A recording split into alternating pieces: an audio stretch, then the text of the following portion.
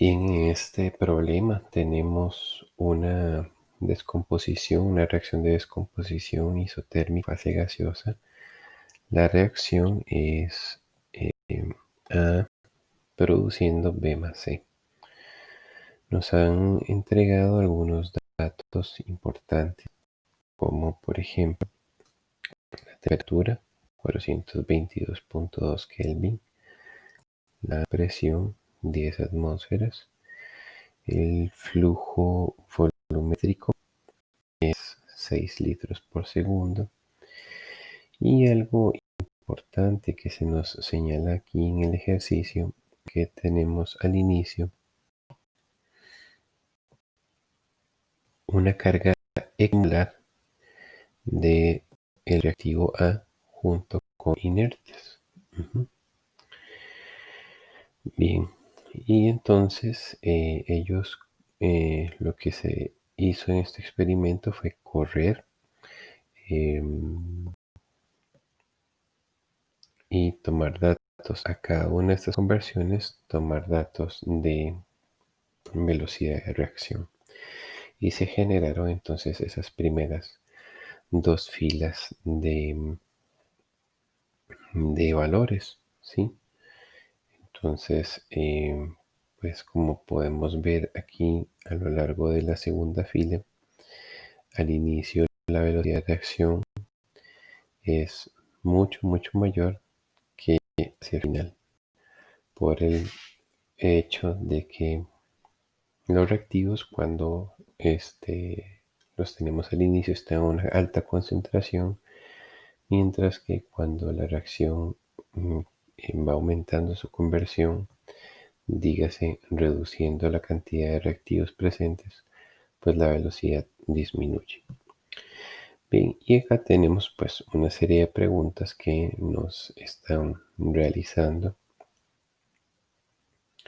respecto a cálculos de volúmenes para diferentes conversiones que uno podría alcanzar en este ejercicio. Bien, algo que por lo que debe partir es que a pesar de todos los datos brindados, no se dio un dato de el flujo molar de entrada. No sabemos cuántos moles están entrando. Sabemos que el flujo volumétrico de entrada, si lo sabemos, es 6 litros por segundo. Y tenemos el valor de temperatura, que es 422.2 Kelvin. Tenemos el valor de presión, que es 10 atmósferas. Es en fase gaseosa, así que podríamos utilizar gas ideal con estos valores para hacer un cálculo. Pero lo más importante, ¿verdad? Es que por ahí ya tenemos una relación en la cual el flujo molar de reactivo de entrada sería igual a la concentración de reactivo limitante del inicio multiplicada por el flujo volumétrico de entrada. Así que vemos que ya tenemos el flujo volumétrico. Lo que nos está haciendo falta es la concentración inicial de A. Entonces, recordando así ideal, la concentración inicial de A sería igual a la fracción molar de A la entrada multiplicada por la presión de entrada entre la constante de los gases ideales y la temperatura. Ahora, pues aquí voy a agregarle a este P0, que es la presión de entrada al reactor. Tenemos, si revisamos la ecuación un momento, ¿verdad? Tenemos D, tenemos P, tenemos R. Lo que nos está haciendo falta es Y0. ¿Okay? Y0 es la fracción molar a la entrada del componente A. Así que por el enunciado nos decía que hay una alimentación que es equimolar. Es equimolar y en una especie inerte. Entonces, ¿qué significa equimolar? Significa que si entran 10 moles de A, también entran 10 moles de I. O si entran 5 moles de A, también entran 5 moles de I. O sea, una alimentación equimolar significa que entran las mismas cantidades de ambos reactivos. ¿Qué otros tipos de alimentaciones podemos tener nosotros en los problemas? Bueno, nos podrían decir que la alimentación es estequiométrica. ¿Sí? Cuando nos digan que la alimentación es estequiométrica, lo que nos está diciendo es que, por ejemplo, si la reacción fuese 2A más B produciendo algo y nos dicen la alimentación es estequiométrica, quiere decir que, por ejemplo, si metieran 20 moles de A, están metiendo 10 moles de B. Esa sería la diferencia entre alimentación equilar y alimentación estequiométrica. Digamos, para esta misma reacción que acabamos de poner aquí como ejemplo, si nos dijeran que la alimentación es equimolar y nos dijeran que van a meter 20 moles de A y es equimolar, eso significaría que también van a meter 20 moles de B. Entonces no es estequiométrica, sino que decidieron meter las mismas cantidades de ambos. En ese caso, claramente B estaría entonces en exceso. ¿Ok? Bueno, entonces regresando a nuestro problema, nos hablaban de que la alimentación es equimolar. Eso significa entonces, que YA0 es 0.50. Porque no sabemos cuánto entra de A, pero lo que entra de A también entra de I. ¿Sí? Por eso es equimolar. Entonces, ya así podríamos calcular CA0. Sería 0.50 por 10 entre 0.082 por 422.2. Y entonces de ese modo CA0 sería 0.1444 molar. Así que, bueno, ya con la concentración, pues entonces FA0 sería CA0 por flujo volumétrico de entrada.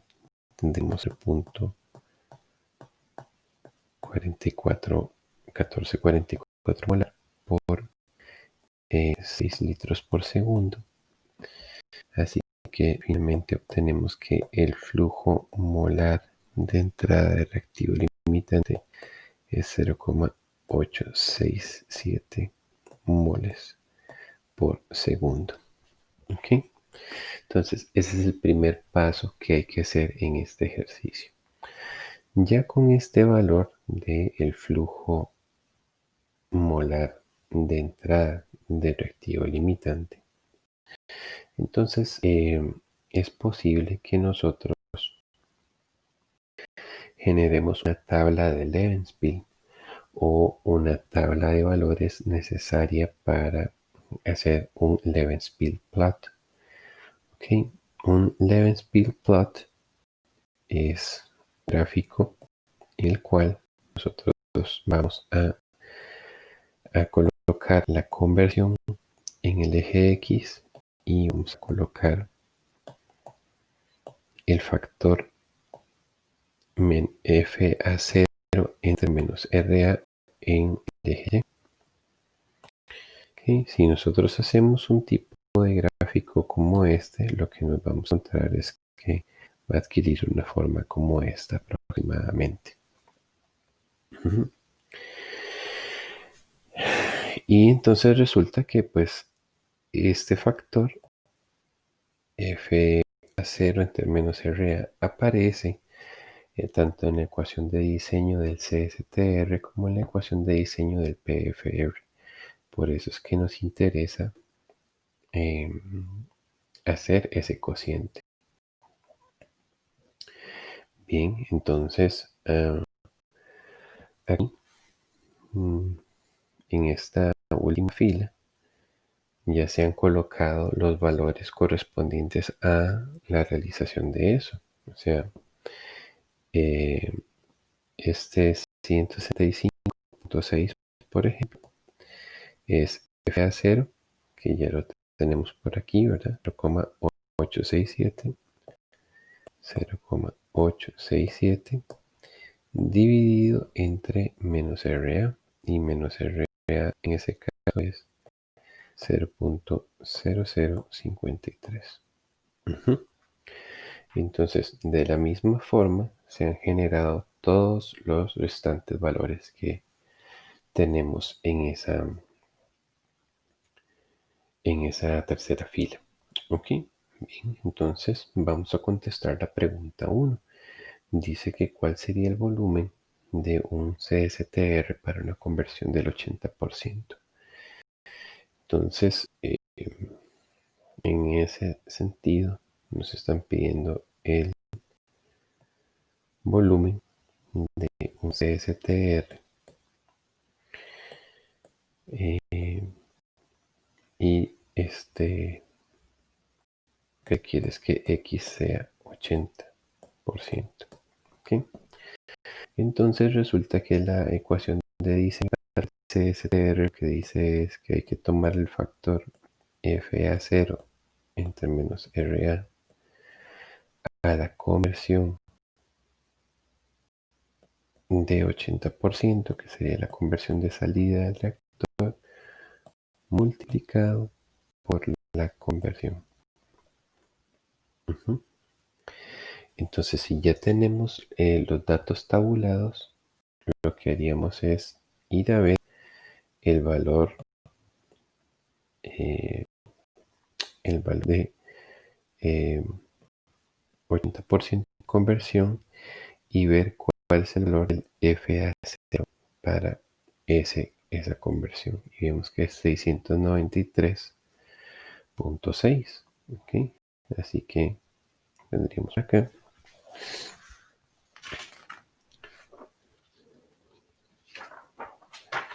Y entonces haríamos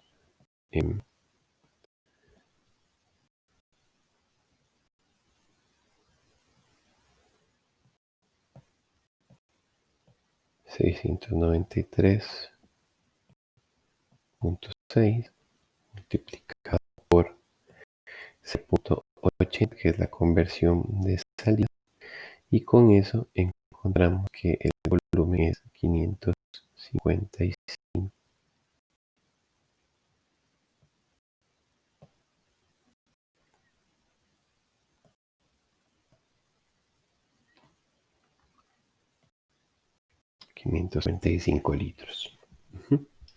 Entonces, en el CSTR es muy sencillo porque simplemente vemos cuál es el valor que le corresponde en la tabla y con eso estamos listos. ¿Okay? Bien, la punta 2 es similar, pero la gran diferencia es que es para un CSTR igual se quiere que se haga una conversión de 80%. Entonces, en ese caso, nosotros este volumen sería igual a la integral del factor FA0 entre menos RA respecto a dx. Y aquí sería que fuésemos desde x igual 0 hasta x igual 0.80. ¿Okay? Bien, entonces, si nosotros tenemos disponible una tabla de Levenspiel o tenemos disponible el Levenspiel plot, una forma de realizar esta integral sería hacerlo por medio de una técnica numérica. Entonces, nosotros tenemos en el capítulo 2 de Fowler la presentación de dos técnicas numéricas de integración. La primera se llama 5 points.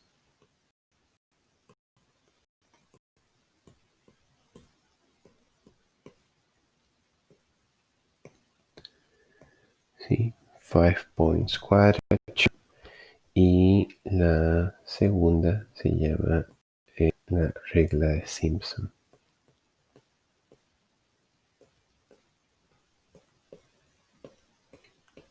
¿Okay? ¿Cuál es la diferencia entre ambas? Bueno, esta va a tomar en cuenta 5 puntos para realizar el cálculo de la integral. Es un cálculo aproximado del área debajo de una curva, pero son fórmulas bastante precisas. En cambio, la regla de Simpson lo que utilizaría sería 3 puntos, no 5, sino 3. ¿Okay? Esa es la diferencia que nosotros tenemos. Entonces ahora lo que vamos a hacer es hacer este cálculo del volumen a 80%, pero vamos a usar la regla de los 5 puntos. ¿Okay? Entonces, ¿cómo se utiliza esta regla? Primero que todo, hay que encontrar un valor que se llama h, el cual lo que dice es, lo que nos va a decir h es cada cuánto tenemos que tomar nosotros los puntos. Cada cuánto tenemos que tomar los puntos, o es por decirlo así, el tamaño de la distancia entre cada uno de los puntos. Entonces, para 5 points, lo que tenemos que hacer es tomar la última conversión que nosotros, a la que nosotros queremos llegar, que le vamos a llamar x4. Y le vamos a restar la primera conversión de la que nosotros vamos a partir, le vamos a llamar x0. Y esto lo vamos a dividir entre 4. Así es la fórmula. ¿Okay? Entonces, ¿hasta qué valor queremos llegar nosotros? Hasta 0.80. ¿Y de qué valor estamos partiendo? Pues de 0. Y eso va dividido por 4. Si hacemos eso, entonces eso nos da 0.20. ¿Okay? Entonces, este 0.20 lo que representa es el incremento que yo tengo que tener en cada uno de los datos.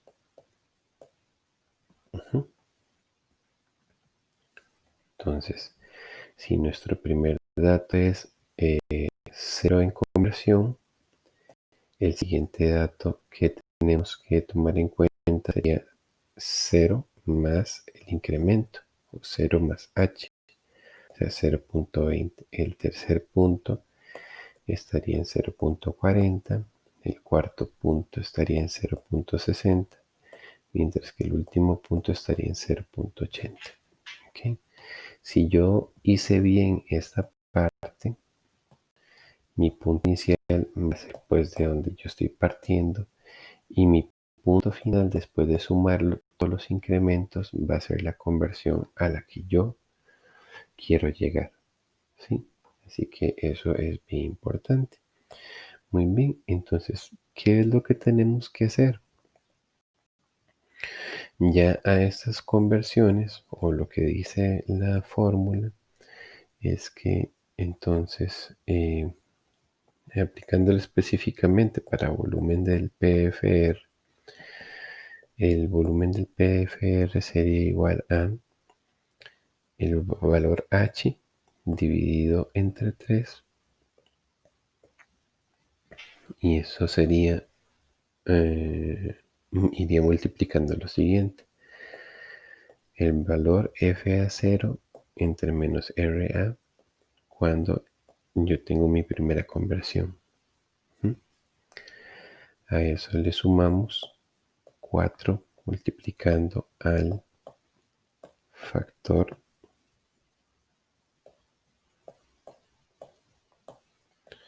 cuando x es 1. O a x1.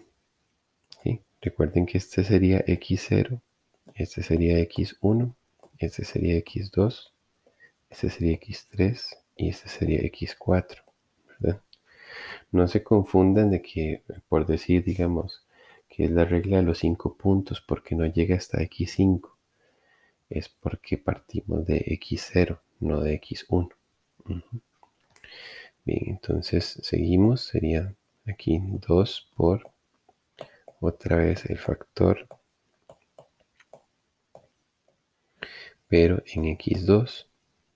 Después le sumo otra vez 4, pero por el factor que yo tenga en la tabla para en la conversión llamada conversión 3. Y finalmente, para terminar la fórmula, yo lo que hago es sumar simplemente el último de los valores en mi última conversión. Y con eso yo tengo entonces una aproximación numérica del valor de la integral. Entonces, tomando los datos que teníamos en la tabla y sustituyendo, entonces el volumen del PFR sería igual a H, que era 0.2 entre 3, y eso multiplicaría a 165.6 más 4 por 173.4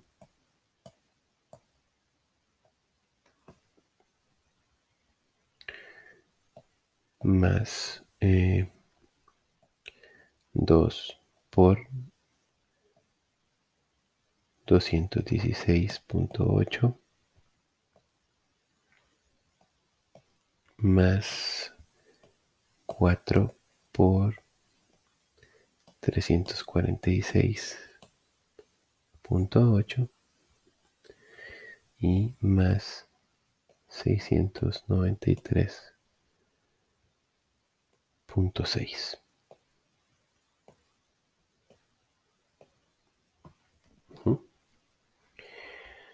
Que, como repito, estos valores son tomados de la tabla que ya habíamos calculado anteriormente, y después de realizar eso veríamos entonces que el volumen del PFR es 225 litros.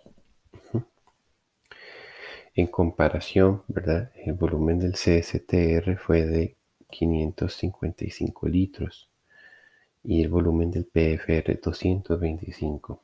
Entonces, en operación isotérmica, esa es la constante que nos vamos a encontrar. El volumen de un PFR a la misma conversión, o sea, la conversión en este caso era 80 en ambos casos. Entonces el volumen del PFR va a ser menor que el volumen del CSTR siempre que estemos en operación isotérmica. ¿Ok? Bien. ¿Qué otros casos podemos tener nosotros relacionados con esta parte de la tabla de Levenspiel y el Levenspiel plot? Lo que podemos tener es que tengamos reactores de flujo que estén en serie. Entonces, esas series pueden ser variadas, ¿verdad?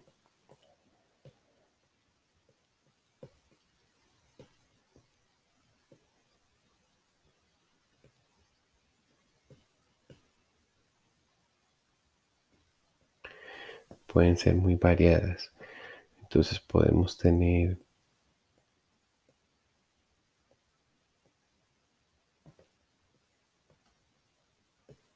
12 STR, por ejemplo,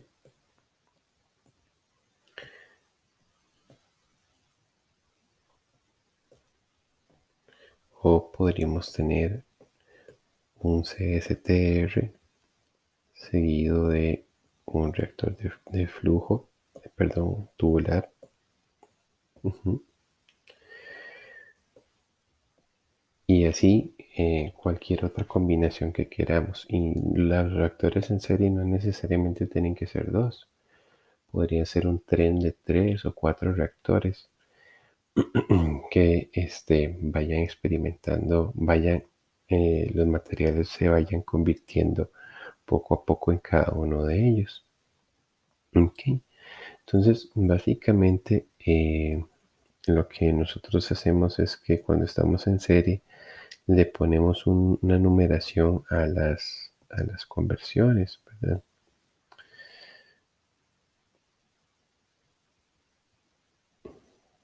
Perdón, más bien acá, ¿verdad? Les ponemos, aquí estaríamos en x igual 0, ¿verdad? Estamos partiendo, entonces no tenemos conversión y aquí le llamaríamos x1, que es la conversión intermedia, y aquí x2. Si tuviéramos más reactores, pues lo haríamos en la misma forma, ¿sí? Y este sería x1 también y x2. Entonces, por ejemplo, en un caso como este primero que detallo, eh, el volumen de este CSTR se calcularía como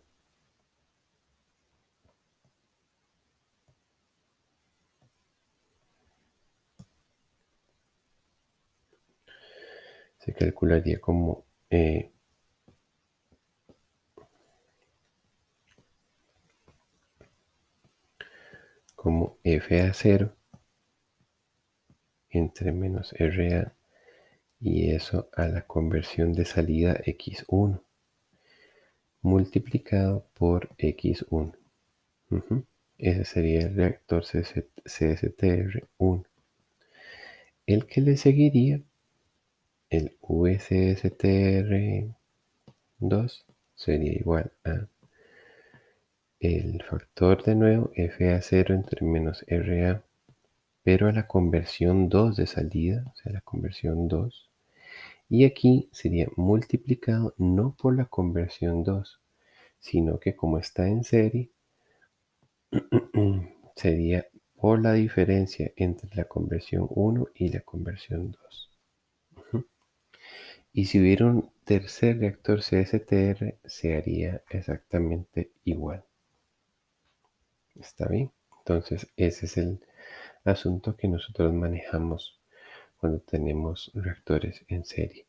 En el otro caso que veíamos representado aquí en nuestro dibujo, este caso de aquí abajo, ¿no? Entonces sería que como primero tenemos un CSTR, pues el volumen del CSTR se calcularía igual, sería FA0. El cálculo del primer reactor se hace normal, ¿verdad? Porque no hay serie para él, entonces se hace normal. Ujú. Y el caso entonces del volumen del PFR sería la integral del factor FA0 entre menos RA de X. ¿Ok? Entonces, esta integral, ¿cómo la haríamos? Esta integral la haríamos o por Simpson o por 5 points. Ujú. Pero, eh, ¿De a dónde va ese reactor? Bueno, ese reactor no viene aquí desde cero. No es desde cero la integral, sino que esa integral vendría recibiendo la conversión de salida del CSTR, la recibiría ella como conversión de entrada. Y aquí, y esto iría a conversión de salida. Entonces, por ejemplo, en un caso como este, si X1 fuera 40% y digamos X2 fuera 80%, entonces regresando por acá a la tabla, significaría que el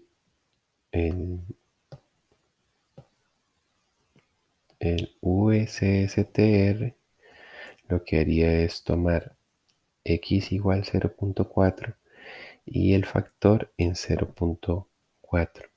Ese sería el USSTR1. Mientras que entonces para el volumen del PFR2,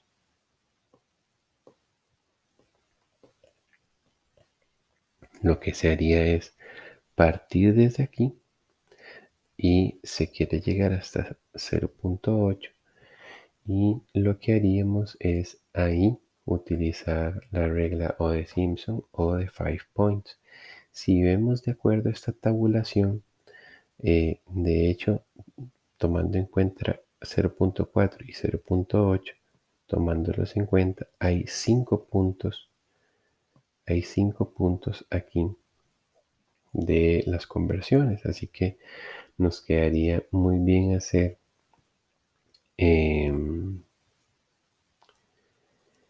ese cálculo, ¿verdad? Ese cálculo nada más para ese, ese rango, desde punto 4 hasta punto, hasta punto 8, ¿sí?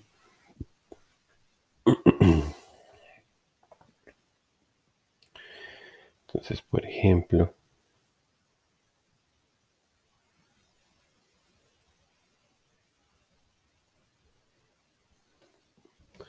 si lo hiciéramos, ¿verdad? Tendríamos que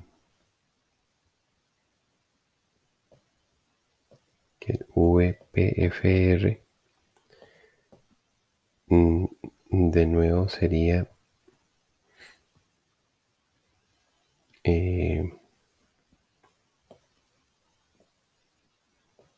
H, ¿verdad? Entre 3 y la misma fórmula que habíamos detallado antes.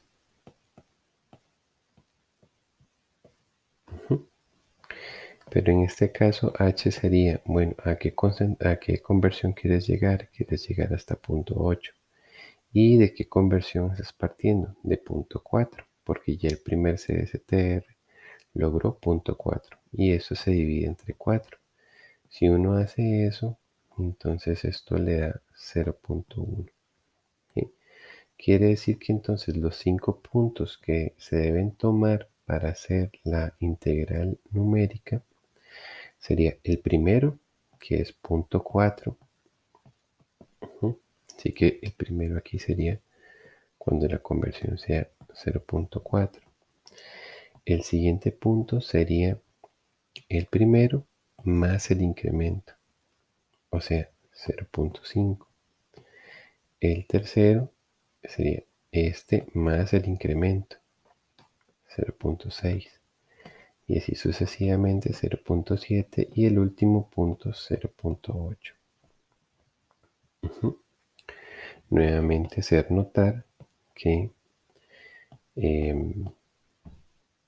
mi punto inicial es punto 4 y mi punto final es punto 8. ¿Verdad? Eso siempre tiene que coincidir. Así que terminando de escribir aquí la fórmula, entonces sería más 4 por el factor. Voy a escribirlo así para por simplicidad. Cuando la conversión sea punto 5 más 2 por el factor cuando la conversión sea 0.6 más 4 por el factor cuando la conversión sea 0.7 más el factor cuando la conversión sea 0.8. Entonces, si buscamos los valores que están tabulados, esto quedaría así. Sería h es 0.1 entre 3. Y acá tendríamos 216.8 más 4 por 262.7 más 2 por 346,8 más 4 por 481.7 más 693.6. Y si hacemos ese cálculo, entonces obtendríamos que el volumen del PFR2, estando en serie con un primer CSTR que logró levantar la conversión hasta 40%, sería igual a 153 litros. Bien, entonces esto sería un ejemplo de cómo manejaríamos nosotros la tabla de Levenspiel y el Levenspiel plot y la integración numérica para hacer cálculos de volúmenes en los reactores de flujo.